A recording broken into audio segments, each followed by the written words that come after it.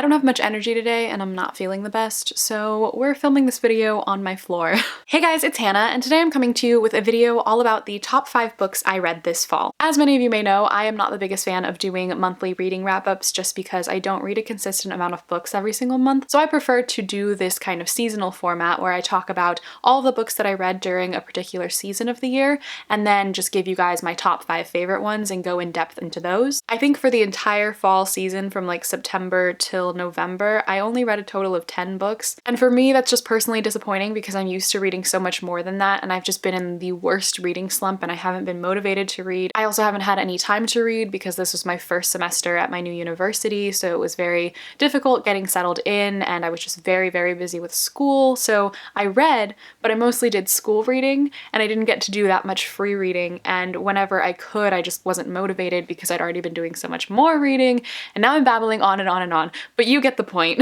So like I said, I unfortunately didn't get too much reading done, but I'm not really gonna beat myself up about it because 10 books is still a good amount of books to read while you're studying and taking classes and exams and writing papers and just dealing with life in general.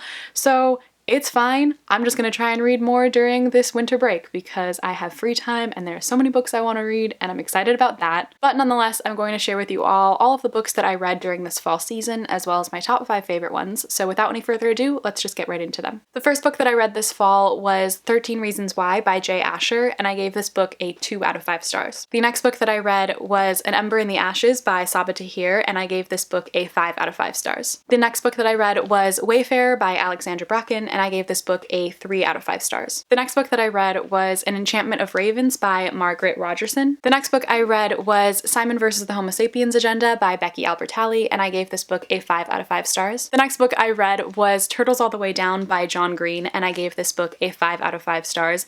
I actually read this one twice, so technically I read 11 books, but one of them was a reread. The next book that I finally read was The Diviners by Libba Bray, and I gave this book a 5 out of 5 stars. The next book that I reread was Divergent by Veronica Roth, and I gave this one a 2 out of 5 stars. The next book that I read was Woman at Point Zero by Nawal El-Saadawi, and I gave this book a 5 out of 5 stars. And lastly, the very last book that I read was The Sun and Her Flowers by Rupi Kaur, and I gave this book a 4 out of 5 stars. So that is it for all of the books that I read this fall season, and now let's get into my top 5 favorites. One of my favorite books that I read this fall was Woman at Point Zero by Nawal El-Saadawi. This is actually a book that I had to read for class, so it's kind of surprising that it's on this list, but I just liked it so much that I wanted to talk about it. Essentially, this book is about this psychologist who goes to this prison in Cairo to visit this woman named Firdaus, who is a prisoner there, and she wants to speak to her and interview her about her life and her experiences. And Firdaus rejects her several times until eventually she lets her come in and speak to her, and then Firdaus opens up to her and begins to tell her her story about her life experiences and why she ended up in prison and the choices that she made. It's truly a phenomenal book. It's heart-wrenching and extremely difficult to read. I would put heavy content warnings on this book for rape and abuse and a number of things, so if you plan to read it, just be wary of that. It's a very heavy book. Even though it's so short, it has a lot in there and it's very difficult to read at times. But the thing that I really liked about it so much was that Saadawi is actually a journalist, and while this story is actually a story of fiction, she did actually base the story of Firdaus off of the experiences of different women that she had interviewed in the past, and the book is really about the mistreatment of women in society and how brutal and harsh that can be in the most real sense. I'd highly recommend it if you're looking for something that's just inspiring and something that will really resonate with you, because this is the type of book that you'll read and then you'll never stop thinking about it. Like, I constantly think about the things that happened in here, and it's just fantastic. So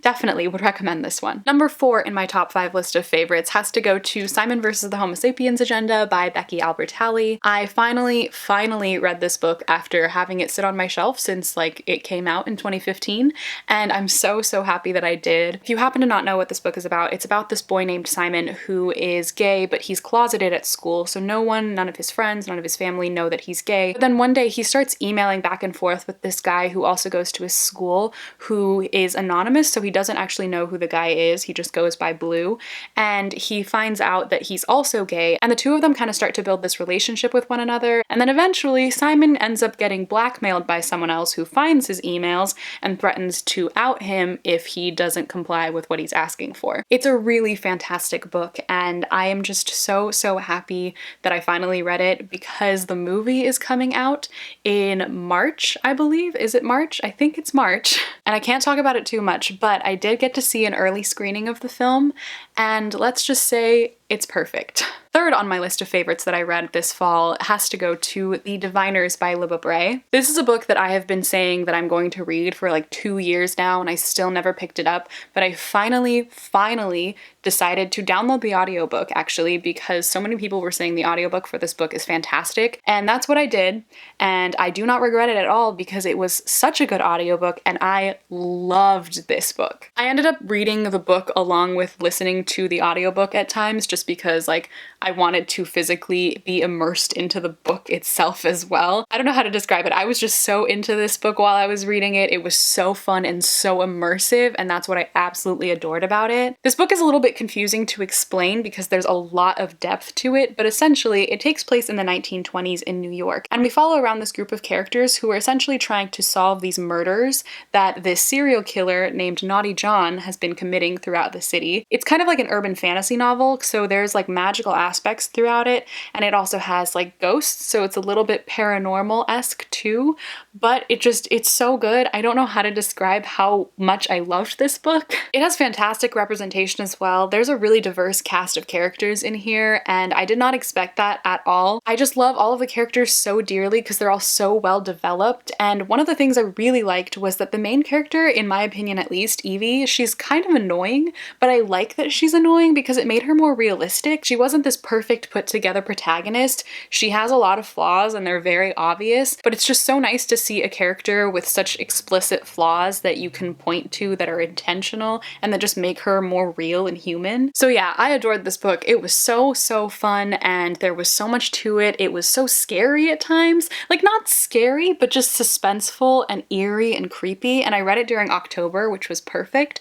So I really thoroughly enjoyed this one, and I cannot wait to pick up the second book. So number 2 on my list has to go to An Ember in the Ashes by Sabaa Tahir. I had no intention of reading this book whatsoever, and I ended up having to read it because it was on the syllabus for my YA class that I took this semester, and so I had to read it for that class. I started reading it, and immediately I was just completely entranced by this story. Like, I got lost in this world, lost in these characters, and I fell in love, and then I read it so quickly. I read it in like 2 or 3 sittings, I think, over the span of like one day. I had to go to sleep because it was like the middle of the night, and then I woke up and I kept reading the book because it was that good and I loved it that much. Essentially, this is a fantasy novel that's kind of based off of like the Roman Empire in a way, and in this world, the Martial Empire has kind of conquered the entire world, or this country essentially, and there is a resistance who's trying to fight them, and basically you have a character from the Martial Empire and then you have a character from the resistance, and then those 2 characters clash, and then ultimately, what does that set up? The most perfect, most angsty romance you could ever ask for, and it was everything I ever wanted. Apart from the romance, of course, you also have a world that is so well developed. You have characters with great depth, and there's so much politics to the world as well, and I love being able to read about that. The book also deals with so many important topics. It discusses slavery and class and power imbalances, and it's just so well done and well crafted in the most vivid world, and I absolutely adore it if I haven't emphasized that enough. I still haven't read the second book yet, just like The Diviners. Like, I just love these first books so much that I kind of don't want the second book to taint my vision of the first books, if that makes any sense. But at the same time, I need more story and I just need to know what's going to happen next. So I'm definitely planning on reading A Torch Against the Night soon. And finally, the very last book on my list of favorite books I read this fall has to go to the one that I read twice because I liked it that much, and that is Turtles All the Way Down by John Green. Genuinely, this is my favorite book that I've read this whole year. Spoiler alert for my top 2017 books, but it is. I love it that much. Like I mentioned earlier, I read this book twice because I first read it while I was on a plane. I listened to the audiobook, and then the second that I got home, I dropped off my luggage. I walked out the door, walked to the bookstore that was closest to my apartment, bought a copy of the book, came back home, started reading it right away, and then finished it within that same night. So I basically read the book twice in one day because I was that obsessed. I've talked about this book a few times on my channel now, and I still do plan to do a full review just dedicated to the book, which will be coming hopefully soon. I keep saying soon, but every single time I try and film it, I just end up crying and I can't do it and I don't want to cry. So I have to just like organize my thoughts and just do it in the most objective way I possibly can. This book is about this girl named Asa Holmes who has OCD and anxiety, and while I don't have OCD myself, I do have anxiety. So getting to read about someone who experiences that in a very intimate and personal way, because reading this book is like being inside of Asa's head. And for a lot of people who have read it, they've said that it's very triggering for them, and I completely understand that. It was for me too in a lot of ways, but personally at the time that I read it, I really needed it, and that's why it's so important to me. I have just never felt more understood by a book in my entire life in terms of my own mental illness, and while I don't share the exact same experiences that Asa has in this book, there's just something about the way that it's written that makes it so applicable to any sort of situation. Anyone, whether you have a mental illness or not, I think can relate to aspects of this book. If you have a mental illness, you'll understand what Asa's going through. If you don't, then I think you'll have a better understanding of what someone who does have mental illness is kind of going through, despite the fact that you'll never actually be able to experience it. This book, like I said, has just meant a lot to me, and it's just one of those books that came to me at the right time in my life, right when I needed it, and it had a huge impact on me, and that's why it's so special and so important to me. Objectively, I don't know if I can say that it's the best book I've read this year in terms of writing or in terms of plot development or anything like that, but for me personally, it has affected me more than anything else, and it's meant more to me than anything else that I've read, and I just love it so much for that. Alright guys, so that is it for my list of top 5 books I read this fall. I hope you all enjoyed watching this video. Let me know in the comments down below if you have read any of the books that I mentioned here, or if you plan on reading any of them, or what your favorite book was that you read this fall season. If you'd like to follow me on any of my social media, all of my links are in the description box as always, but thank you all so much for watching this video. I hope you enjoyed, and I will see you in my next video. Bye!